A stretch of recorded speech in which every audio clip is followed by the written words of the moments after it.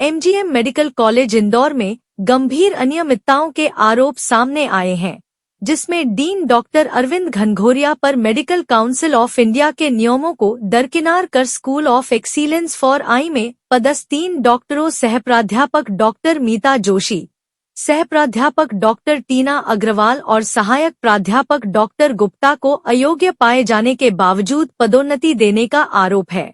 Bharatiya Janata party चिकित्सा प्रकोष्ठ के सह संयोजक डॉक्टर कमल गोस्वामी की याचिका न्यायालय में विचाराधीन है।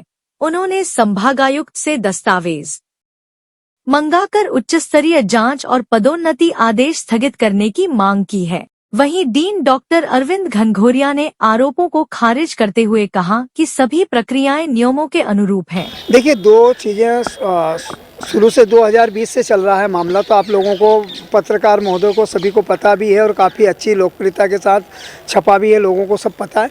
लेकिन इसमें क्या हुआ कि 5 साल तक किसी भी डीन ने उनके प्रमोशन नहीं किए, क्योंकि उनकी जो नियुक्ति थी वो एमसीआई के अंतर्गत नहीं थी और विज्ञप्ति जो जारी हुई उसके आधार पर भी उनकी नियुक्तियां नहीं होनी थी, फर्जी नियुक्तियां हैं।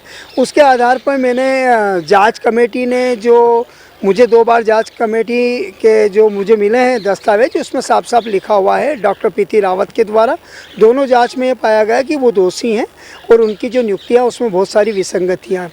उसके बाद फिर भोपाल से एक लेटर आया था डीन के नाम कि भाई आप जांच करवा के प्रतिवेदन पहुंचाएं। तो हमारे जो डीन साहब हैं, बहुत अभी डॉक्टर अरविंद घनघोरिया जी, उनको अनुभव नहीं है कि एमसीआई के रूल्स होते हैं उसके आधार पर ही नियुक्ति होती है, क्योंकि सभी सुपर स्पेशलिटी जितने भी हॉस्पिटल है उसमें एनएफसी के रूल होते हैं, उसके आधार पर नियुक्तियाँ होती है। और हमारे इंदौर में ही स्कूल ऑफ एक्सीलेंस में ऐसा हुआ कि उन्होंने अथवा करके नियुक्तियाँ कर दी और उसमें जो क्वालिफिकेशन नहीं थी उनके आधार पर उनकी नियुक्ति कर दी गई और अपने मन से उन्होंने कुछ चेंजेस अनुसूची में और विज्ञप्ति में किए थे, जिसके आधार पर भी उनकी नियुक्तियां नहीं होनी थी।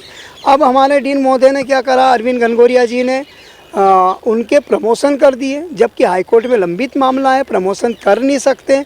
और अगर करना थे तो पहले कम से कम उच्च न्यायालय में अवगत कराना था कि हम इनके प्रमोशन कर सकते हैं, क्योंकि पहले के डीन जितने भी रहे, चाहे संजय दीक्षित जी रहे, के वीके पांडे जी रहे और अशोक यादव जी ने, उन्होंने उनके प्रमोशन नहीं किए। ना ही जो एमजीएम मेडिकल कॉलेज की जो जाँच कमेटी थी उन्होंने भी उसके प्रमोशन नहीं किए। लेकिन क्या पता क्या डीन साहब का क्या हुआ, या क्या उन्होंने ऐसा भ्रष्टाचार किया, या क्या ऐसी नोटशीट चलाई कि उनके प्रमोशन किए। तो मैंने कल ही संभाग आयुक्त को इसके बारे में बताया है कि भाई इनकी जो नियुक्तियां हैं फर्जी हुई थी, प्रमोशन हो नहीं सकता और आर्थिक लाभ देने के लिए अगर इनको प्रमोशन किए गए हैं तो निश्चित रूप से डीन के ऊपर कानूनी कार्रवाई होना चाहिए। जो भी अधिकारी इसमें डीके शर्मा जो अधीक्षक है वो हैं और डीन है, उनके ऊपर कानूनी कार्रवाई होना चाहिए।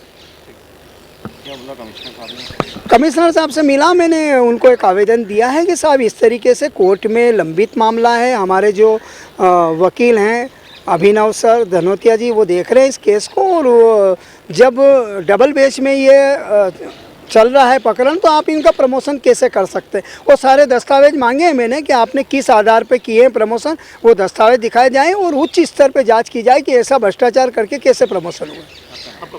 मैं डॉक्टर कमल गोस्वामी, भारतीय जनता पार्टी चिकित्सा प्रकोष्ठ का इंदौर जिले का संयोजक भी हूँ और आरटीआई एक्टिविस्ट भी हूँ।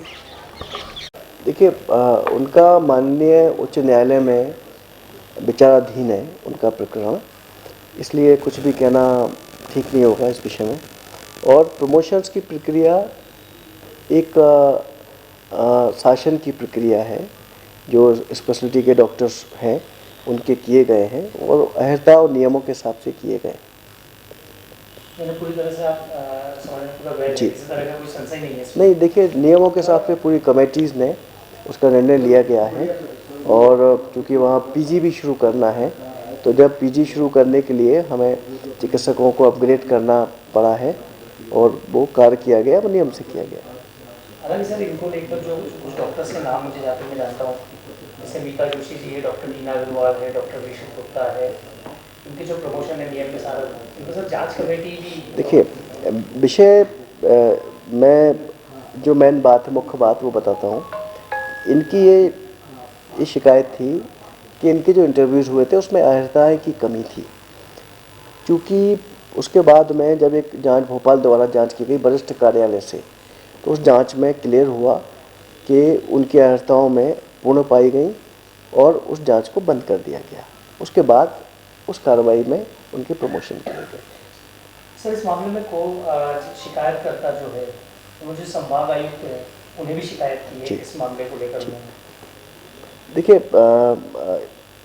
जो मैंने विषय बता दिया आपको वो बहुत क्लियर है और इसमें सब कार्य नियम के हिसाब से किए गए।